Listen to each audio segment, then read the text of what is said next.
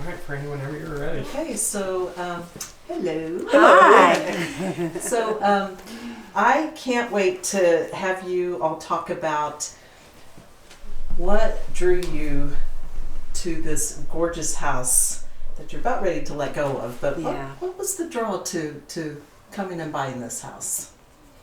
Well, I guess it was something we had watched online when we were selling our home in Asheville, and we love old homes and historic. We love the architecture, and in fact, when we came to town, first place we came was here.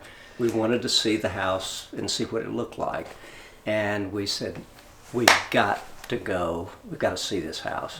So if I could add something here, Tara is an architect and by profession, and I'm an artist and a writer. And in Asheville, we had an art gallery. So we both are very passionate about the arts and very drawn to the art of the home. Terry, this goes back to when we met over 20 years ago, but one of the things that attracted me to him, and I felt like, this was something we have very much in common, but he had a way of describing it, and he had read a book, told me about a book, The Timeless Way of Building and Pattern Language. And in this house, I think we were both resonating with a language of architecture that we were about to learn and explore, which was the Kansas City Shirtwaist. You don't have this in North Carolina. You don't have this in Atlanta. It's very unique to this area, and though we are Kansas City adjacent, I think this is a wonderful example of it. The materials, the craftsmanship, the texture, the bell curve of the eaves and of the meeting of the materials.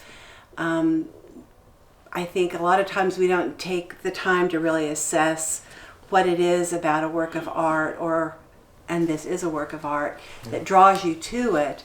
But all of these things, as we've lived here over the past 4 years, have really become known to us for just, it's a handsome house. It's a handsome house. That's right.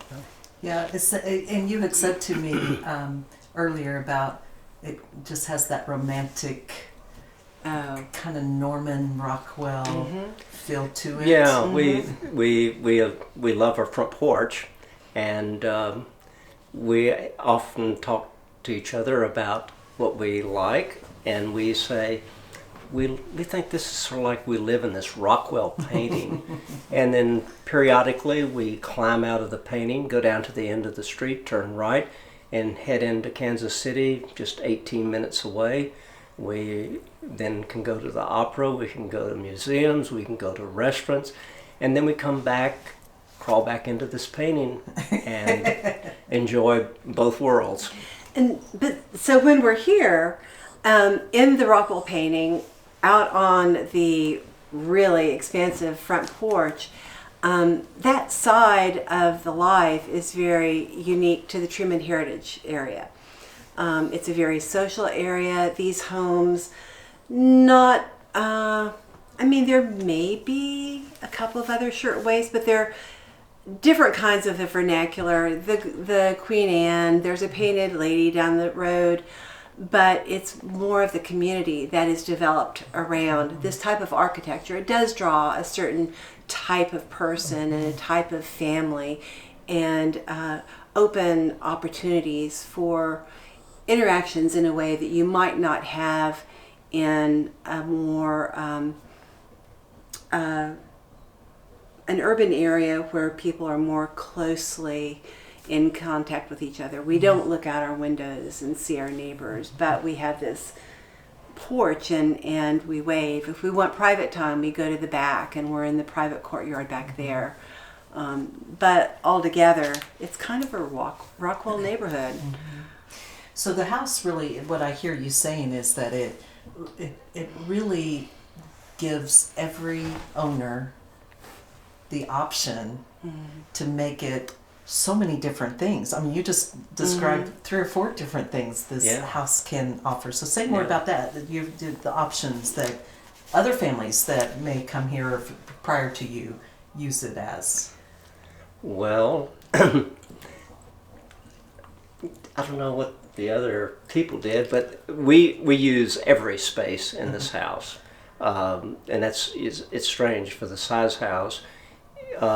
With 3 floors with a basement, we use every floor, and the house really accommodates a multitude of living patterns, no matter what your particular lifestyle is. It would accommodate that. I think also, the good times, and bringing people together are sort of an essential quality of this home. We've read a letter from the son to Ben McGuire, the son of Dr. Twyman, who built the home, and he remembered it as a 7-year-old, and talked about the wonderful times that the family had, and the 3rd floor was for entertaining, and there was an abundance of elderberry wine, even though it was in the time of prohibition, but nothing was, in excess. And he expressed a real concern or hope that, Mr. McGuire and also then the future owners had experienced a similar kind of joy. And for sure we have. We've had parties here. We love our New Year's Day parties. Celebrate the New Year by having all of your neighbors in and friends in and enjoying good luck food together, and it's a warm way to welcome the new year, and this house provides that in a really special way. So also, this the house is located in the Heritage District, right close to one line. It is a landmark home listed with the city, and interestingly, Harry Truman's boyhood home is on the far corner of this block, and his home with Bess is 2 blocks away in that direction, and the presidential library is a 15-minute walk in this direction through the park. So Truman also, what we understand is he walked this neighborhood a lot when he came back to live here after his presidency, and so we sort of fantasize about the fact that Harry Truman was walking by. Well, he did, and I'm from Independence, and I went to school right across the street from Mr. Truman's home. So I am old enough that, Mr. Truman came out to visit dignitaries, Mr. Eisenhower came, and I think I could not have imagined what a special thing it would be to live in the heart of the Truman Heritage District coming back to Independence. We have an Airbnb. The guest cottage behind the house is an Airbnb, and we'd say probably at least 75% of our guests are coming for some aspect of that Truman heritage. The home, the library currently is closed for major renovations. It'll open up in September.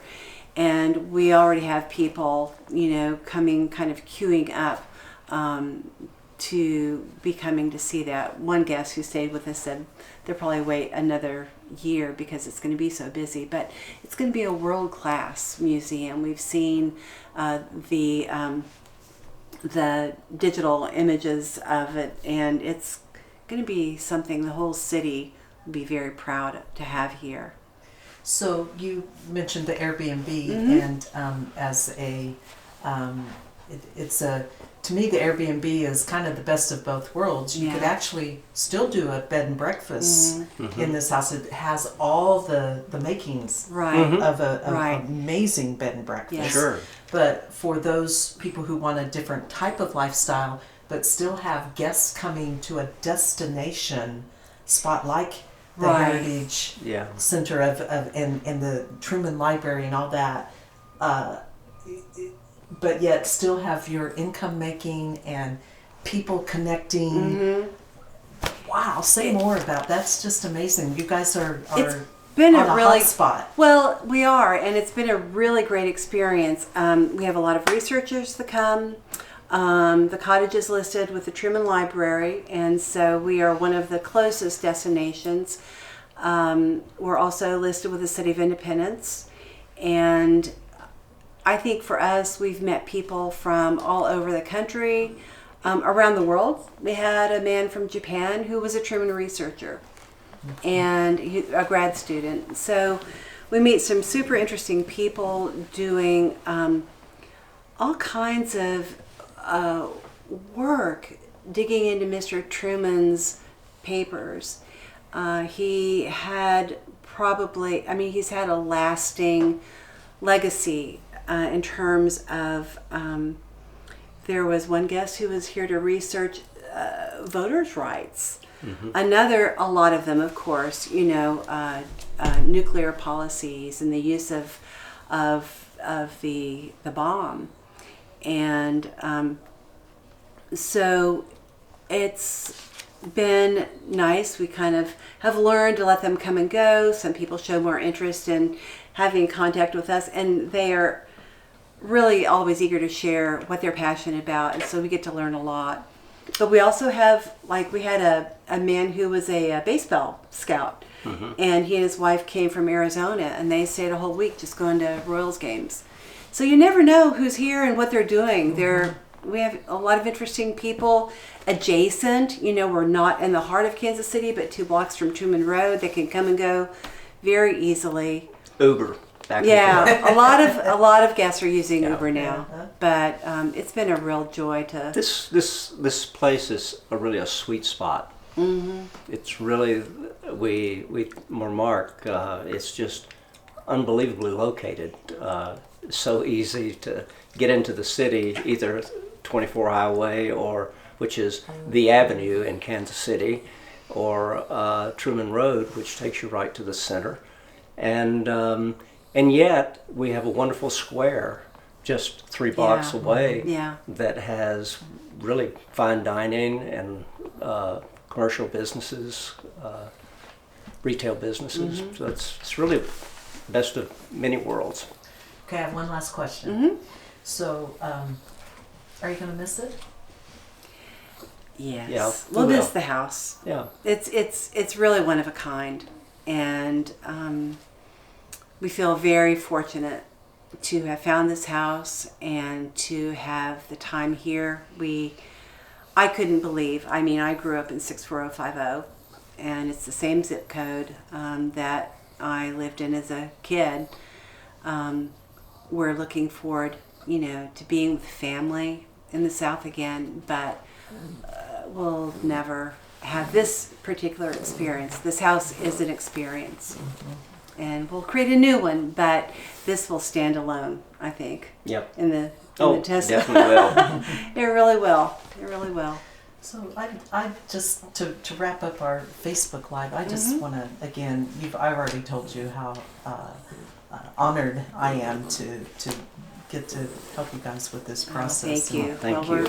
And not only the beautiful home that you guys have created out of it being a landmark home, but it's been really enjoyable working with you so far and how much care you've put into this process. So thank you very much. Well, we're excited to be working with you and the creativity that you're bringing to it and your understanding of the house, and to help showcase its many,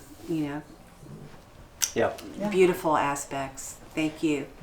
So 803 West Waldo in Independence, zip code 64050. 64050, and it goes live a week from today.